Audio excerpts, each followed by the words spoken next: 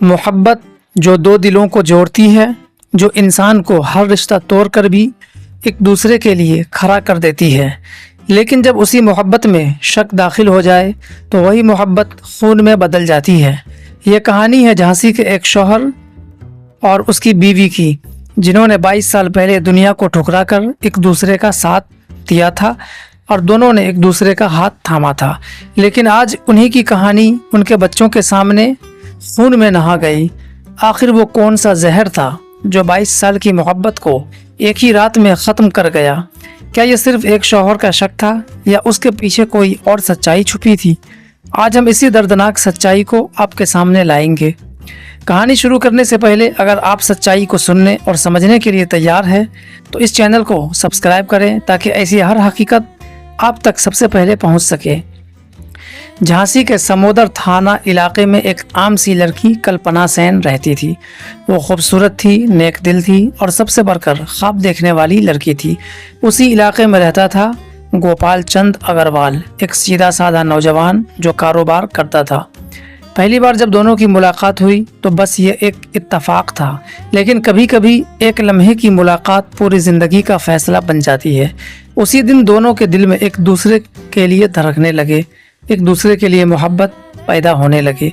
ख़ानदान, समाज, जात पात सब कुछ उनके दरमियान आ गया, लेकिन दोनों ने हार नहीं मानी। 22 साल पहले एक दिन उन्होंने सबके खिलाफ जाकर कोर्ट मैरिज कर ली।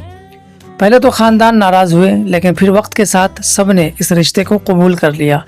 ज़िंदगी आगे बढ़ी। बीबी कल्पना ने 3 बेटियों और 1 बेटे को जन्म दिया।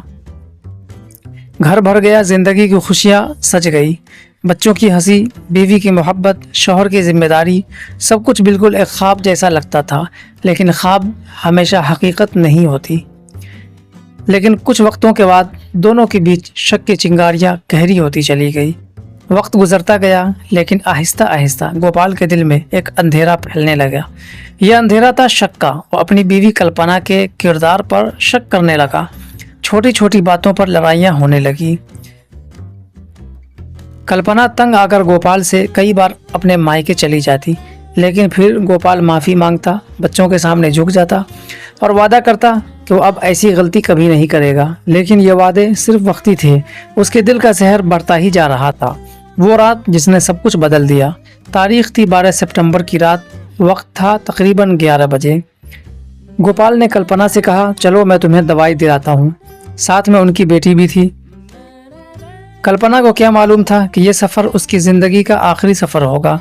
वो लोग झांसी से निकले और मध्य प्रदेश के निवाड़ी इलाके में पहुंचे। रात की सड़कें सुनसान थी, सिर्फ गाड़ियों की दूर की रोशनी और बेटी की मासूम आंखें दिख रही थी।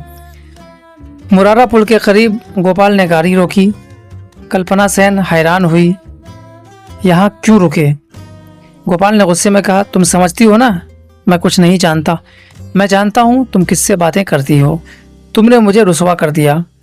कल्पना ने रोते हुए कहा, ऐसा कुछ नहीं है गोपाल, ये तुम्हारा वहम है। खुदा के लिए मुझे बदनाम ना करो। लेकिन शक एक ऐसा अंधेरा है जो इंसान को अंधा कर देता है। अचानक गोपाल ने एक भारी पत्थर उठाया और अपनी बीवी के सर पर दे मारा। बेटी चीख उठी, पापा मत करो, ये मेरी माँ है। लेकिन गोपाल ने दूसरा वार भी किया। खून बहने लगा। कल्पना जमीन पर गिर गई। वो तड़प रही थी, बेटी चीख रही थी, लेकिन गोपाल अपनी बीवी को लगातार मार रहा था, यहाँ तक कि वो अधमरी हो गई। वो अपनी बेटी को उठाकर वहां से चला गया जैसे कुछ हुआ ही ना हो। सुबह जब पुलिस को इत्तला मिली तो मुरारा पुल के पास एक जख्मी औरत मिली। उसका सर लहूलुहान था, सांसें कमज़ोर थी। पुलिस ने उसे निवाड़ी हॉस्पिटल पहुंचाया, फिर झांसी मेडिकल कॉलेज रेफर किया गया। 5 दिन तक वो औरत कल्पना सेन जिंदगी और मौत की जंग लड़ती रही। बेटे बेटी, रिश्तेदार सब अस्पताल के बाहर दुआ करते रहे। लेकिन 17 सितंबर को कल्पना ने आखिरी सांसें ली। यह खबर पूरे शहर में फैल गई। सब हैरान थे कि 22 साल की मोहब्बत एक शौहर के हाथों यूं ख़त्म हो गई। लेकिन सबसे बड़ा कदम बेटे ने उठाया। वही बेटा जिसे बाप ने पाला था, वही बेटा थाने गया और कहा, मेरे वालिद ने मेरी माँ को कत्ल किया है, मैं इंसाफ चाहता हूँ। बेटी ने भी पुलिस को बयान दिया, जी हाँ, मेरे सामने बाबा ने माँ के सर पर पत्थर मारा था। ये बयानात गोपाल के ताबूत में आखिरी कील साबित हुई। पुलिस ने गोपाल को गिरफ्तार कर लिया। जेल की सलाखों के पीछे अब वो दिन रात सिर्फ एक ही सवाल सोचता है, क्या मेरा शक सच था या मैंने एक वहम की खातिर अपनी पूरी दुनिया उजाड़ दी। ये कहानी सिर्फ एक घर की नहीं है, ये कहानी पूरे समाज का आईना है। हम ऐसे मुआशरे में रहते हैं जहाँ मोहब्बत की शादी करना आसान नहीं, जो कर लेते हैं उन पर हमेशा सवाल उठाए जाते हैं। और सबसे ख़तरनाक चीज़ है शक। शक वो जहर है जो आहिस्ता आहिस्ता पूरे रिश्ते को खा जाता है। जिस मर्द ने बीवी को 22 साल तक साथ रखा, वही मर्द एक वहम की वजह से कातिल बन गया। ये हमारे मुआशरे की खामोशी है जो औरत पर जुल्म देखती है लेकिन कुछ नहीं कहती। अगर कल्पना के वालिदैन शुरू में ही मजबूती दिखाते, अगर पुलिस ने पहले ही दिन इन झगड़ों पर कार्रवाई की होती, तो शायद आज वो जिंदा होती और अपने बच्चों की ज़िंदगी के लिए एक अहम मोड़ साबित होती। मोहब्बत एक इबादत है, लेकिन जब मोहब्बत में एतमाद ना हो तो वही इबादत गुनाह में बदल जाती है। कल्पना सेन की मौत सिर्फ एक औरत की मौत नहीं थी, ये एक एतमाद के टूटने की मौत थी। ये उस खामोशी की मौत थी जो औरत के हक में कभी नहीं बोलती। आज सवाल ये नहीं कि गोपाल क्यों कातिल बना, सवाल ये है कि हम कब तक औरत पर जुल्म बर्दाश्त करते रहेंगे।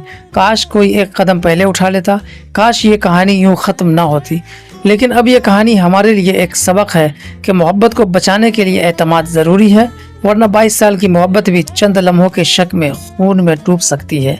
जी हाँ दोस्तों, जिस दौर में आज हम जी रहे हैं, मोहब्बत एक आम सी बात है। एक्स्ट्रा मैरिटल अफेयर भी या कोई नई चीज़ या नई बातें नहीं हैं।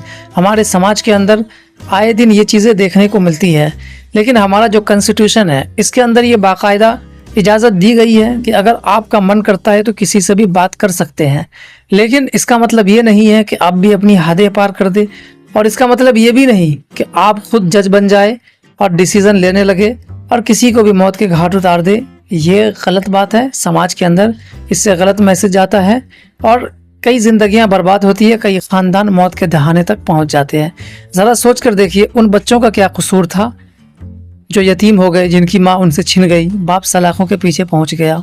दोस्तों, ऐसी घटनाएं हमें अवेयर करती है कि हम ऐसी घटनाओं से अपने आप को दूर रखें, और अगर ऐसी चीज़ें कहीं चलती हुई देखें तो हम उनको भी समझाएं ताकि वो भी ऐसी घटनाओं से बच सकें। यह वीडियो अच्छी लगी हो तो इसे लाइक शेयर ज़रूर करें। चैनल पर नए हैं तो चैनल को भी सब्सक्राइब कर ले।